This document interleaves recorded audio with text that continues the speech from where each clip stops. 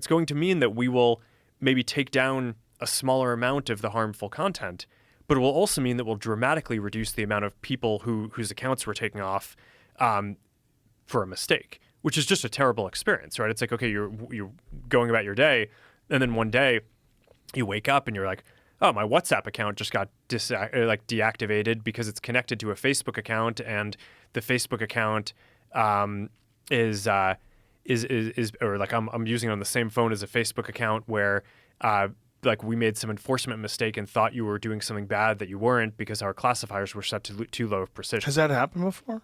Oh yeah. Where their WhatsApp app got canceled as well? Yeah, because I mean there are a bunch of. So if your Facebook app gets taken out, like say if you have a Facebook and you have like a sock puppet account, and the sock puppet account you post offensive memes and you're generally gross. Yeah. If you get caught for that, does your WhatsApp get killed? Not for memes, but go back to like a very severe thing. Like let's say someone is terrorists. Let's say the most severe. Sure. Yeah. Okay. Let's say someone is like terrorist content. They're planning some attack. Right. Okay. So we take down their account, right? But then let's say that person can just go then sign up with another account. Right. I think like, How does WhatsApp get connected to that though? Oh, well, if it's, I mean, we run these different services, and if they're on the same phone, it's basically, it's one thing that, it's basically regulators or governments will come to us and say, okay, you're clearly not doing enough if you kick someone off for terrorism, and then they can just like sign up for another account on the phone. Right. Okay. They also think, okay, well, we're not doing enough if we deactivate their Facebook account because they're like planning a terrorist attack, but we let them use all our other services.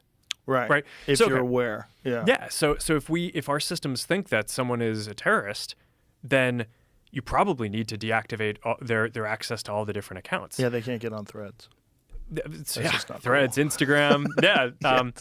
Yeah.